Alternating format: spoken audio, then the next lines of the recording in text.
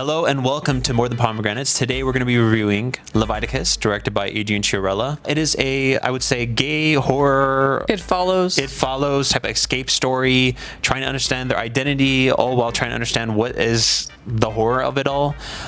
It is a kind of interesting film, but we're going to get today into kind of the story, the characters, a little bit about the world building, what is the Christianity, and what does Leviticus mean? All wrapped up in a spoiler kind of review, so you've been warned. Let's get into it. Leviticus. Dear Letterboxd, what's worse, church pop songs or modern horror theater etiquette?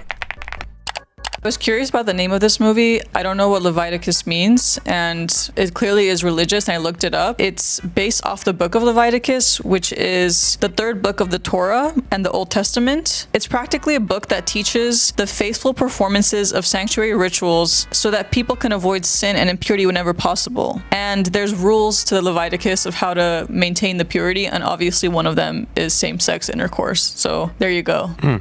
I mean, yeah, that makes a lot of sense. And also how important that is to the community, because it seems like they are a community that really values their Christianity, yet have a sense of colonialism in their backdrop, right? There's a sense of filtration of what they want the humankind to be. And I feel like that's what the director's really touching on. Like, it's a great name to use for Leviticus. Great usage of Christianity in order to sense of like control these characters, but also give them an opportunity to arise from it. Yeah, there's definitely a lot of stuff to think about. I think this is a great little world building film that utilizes a low budget way to kind of build a kind of feeling as to what these characters are going through. The sense of suppression, hiding things, but also being a little bit horny all while doing it. I think the two characters that we have had were, if you're seeing on here, Name and Ryan. Name and Ryan, certainly they were great symbols of what kind of the general story that Adrian Chiarella was trying to do, but I didn't really think they were really fleshed out. Maybe because they were high schoolers, they just have this primitive horniness that like kind of don't have the whys as to why they're doing the things that they're doing. But I think that was the thing that was kind of holding me back to fully enjoy this film. I just wish there was a little bit more whys to every little thing that they did, especially the kissing. There was a lot of kissing in this film, and I don't mind the kissing, but I need sometimes whys to the kissing, and it almost didn't go into the whys. It was just kind of like, yeah, we like each other, and we kept kissing and kissing and kissing and kissing. Okay, it wasn't that much. It was a lot. Come on, there was. You said it like 6 times. It was just There was 6 times, I would say, actually. No, there wasn't. I mean, the whole point is that you're seeing the entity of someone that you desire the most. What else are they gonna do? Play patty cake when they see the entity? I'm not saying they have to do play patty cake, but a lot of the times is that when they were going into the concept of the entity, I don't know if there was something unique about each next step they were getting into it. Like, it was almost felt like they were falling into the same thing. They see him, I get lured into the same. I get lured into him. There was no like, okay, I'm gonna start talking to you and filter out if you are the person or not, and I'm gonna go explore that concept a little bit more. It kind of just went into that simple, oh, I see him, I want to kiss him, and I was kind of. That was the part where I was like, okay, I think you could really flesh this out just a little bit more to make this world that you're creating a bit deeper. I think if there was more to the characters, especially Name, there was clearly this backstory that we didn't get with him. I'm not saying you need to explain everything, but he and his mother had moved to this rural town because clearly something happened to them that might have been traumatic. Yeah. She was a single mother, and I was very happy to see Mia again. I don't think I've seen her since Alice in Wonderland and Crimson Peak recently. I don't know if she just got out of her retirement, because I think she quit acting, but I wasn't mad to see her. I do wish I knew more about what compelled the mom to move them to this town. And I initially really liked the church setting. They were really showcasing how corny the music was and how cult-like everyone seemed, but it was like cult to a budget. I was reading about the IMDb facts. The cinematographer intentionally set the town in a really industrial place amidst this spiritual church activity to show that perhaps religion and spirituality is a man-made concept, and how much of it is actually unexplainable and, up there. So that contrast really stood out to me, but I agree with you, there wasn't enough to chew on with the characters besides the fact that they have this primitive attraction to each other, and they definitely had chemistry. I mean, I fully believed it. It's not like there was something lacking there, but I do wish there was more storyline to that. I do think it had the potential, because I was pretty invested in the fact that they were meeting in this abandoned factory. There was drama involving the characters in the middle of the movie, so I thought that those beats were all there, but maybe they just weren't compelling enough to make it to make me remember this movie. I totally agree with you with the sense of the world building that they created, and it did help me enjoy the film just a little bit more. It gave a little bit more depth. There was a lot of understanding of time with this film, right? And I think that's my favorite thing about this is like, how do we get something that feels so ancient and then insert them into very modern issues? And that's a really exciting thing to see. I don't know what the relationship is with Australian people and Christianity, and what is really interesting with the Christianity, how many people have been fallen victim to it, how many people have to be a kind of put duct tape over their face in order to push them in the direction. Yeah, it is religion. It's not just Christianity.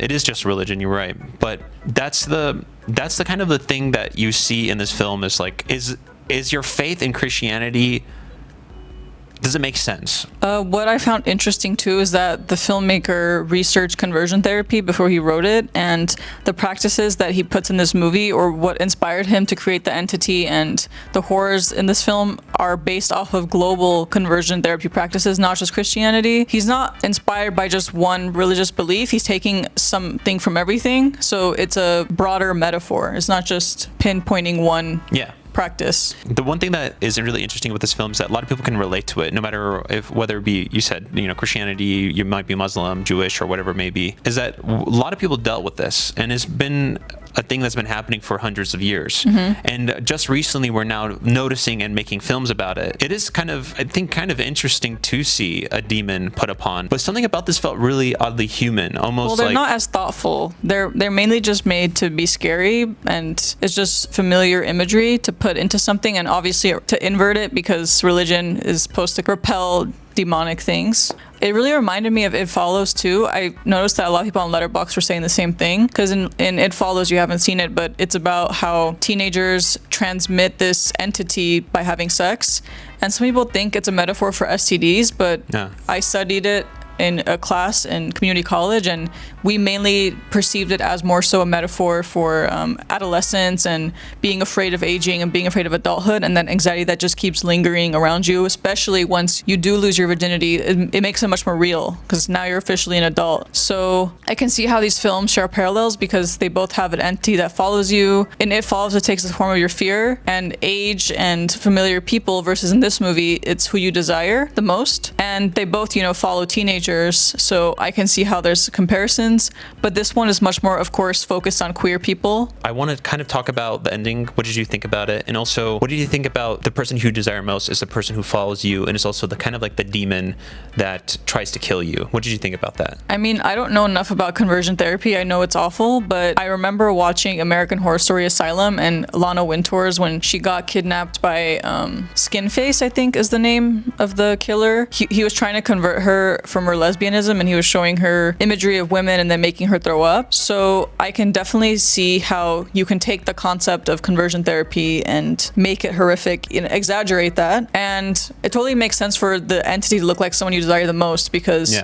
they're trying to make you feel that is a sin. I mean, I think on paper everything is there for me to give this movie props, but I just think the characters are lacking, and I am happy to see actors I haven't seen before. Really happy, actually, because I felt that way about Obsession, where it's like, wow, no one in this cast is familiar. So it's cool to see young people that you've never ever seen. But I don't know, I just don't think I care about...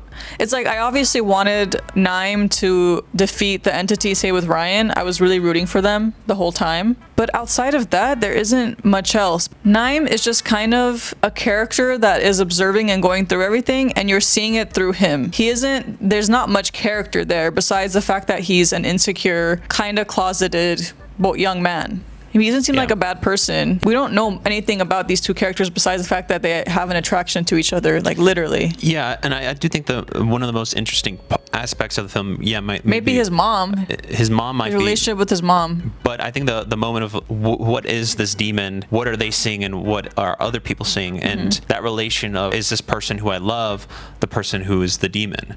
And you can't separate the two. Yeah. And I think that was kind of like a really interesting aspect that they played throughout the film, which is also, there's a moment where they were trying to enter a bus, and you see Ryan, the fake Ryan, coming up, getting close to Naim. There was a sense of playing with settings, playing with like objects, and playing all these things. things. I think it just was running a little stale once we've kind of like come to the realization what this demon is and what is the purpose behind it. I think it evolved a little bit with also the fire, using fire. And I was telling Lily, like, I think it would be really funny if you just then move next to a volcano, you have blow torches around you, you have all this thing set up, and you don't have to worry about it. You can have all the gay sex you would like to have, and no one's going to be trying to hit you up. I think that's one of the things where I was having fun with the film. It was really fun to watch that aspect. But once again, it's like the characters I don't really care about. Let's get into ending where Name gives the big middle finger to the demon that's following him. He creates this fire blazing up the abandoned factory. He feels a little bit more confident. He goes into a bus. He built that relationship back up with Ryan, and they set off into a different direction, saying goodbye to the town that was kind of controlling them and put them in the situation that they were in. But then we see that demon is still there. As we left the car, I remember you were talking about how that was a optimistic ending, but I don't really agree with that. What do you mean? Why do you think it's optimistic? A lot of queer characters in general have tragic endings because it just makes the movie more drama, sad. And it's kind of rare for queer couples to have an endgame ending where they stay together. There's no tragedy happening. Yeah. And the director could have really easily had one of them die by seeing each other, or have, what would have been really cruel is to have Name accidentally kill the real Ryan, which is what they were implying. And I thought it was kind of cute that they were both just saying, "F it, let's abandon the town." I thought it was a good character full circle moment because we start the movie with Name being a bit insecure about being queer. I mean, he doesn't want anyone to know. He's in a secret affair. His mom doesn't know. Well, it's shunned, right? We see him go through a bit of a heartbreak and then also a betrayal. He betrays Ryan, right? He clearly goes through this arc of having the town against the person he loves and then against him too. His own mother knowingly put him through all of that because we find out that she knew that there was repercussions that were irreversible. That would traumatize him for life, but she still went with it. So clearly he goes through this whole, I don't feel comfortable in my own skin. And then the church tries to make him be in this loop of being in that position. And then he is able to defeat it and accept himself and accept the love that he thinks he deserves. So, I mean, I thought it made a lot of sense. And I'm so happy that they didn't go with that route. Honestly, if he accidentally killed Ryan, I kind of wouldn't have liked this movie. I think it would put down a lot of stars for me. Do you think that in a way he's kind of slaying the demon as a way, like, there's no way this demon can hurt him now because he has the confidence of like disregarding it? Yeah. Or is it more of like he's going to accept the fact that this demon's forever going to follow him, forever trying to kill him, and he's fine with that because he has Ryan? I think it's both of those things, but it's all a metaphor for overcoming the trauma and the insecurity of being queer and just accepting yourself. And it's very simple. The metaphor is very simple, but the fact that there's horror, religion is what makes it stand out as a film. There's a layer of quality that for how little that they have, and I think they really utilize every little piece that they could have done.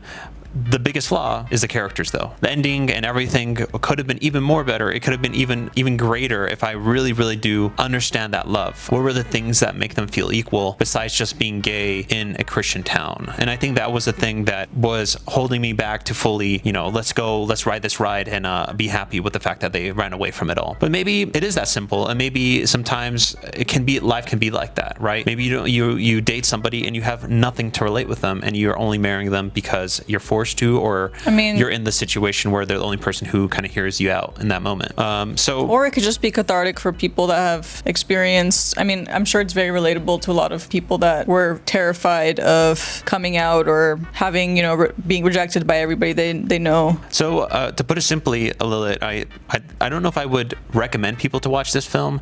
It's really like a specific thing where I'm like, I kind of can feeling out the person. I feel like they would like it. I'll recommend it, but I'm not going to actively just like cheer about it and tell everyone about it. But what do you think? I think if you want to see what happened to Lohanthony, this movie is explanation.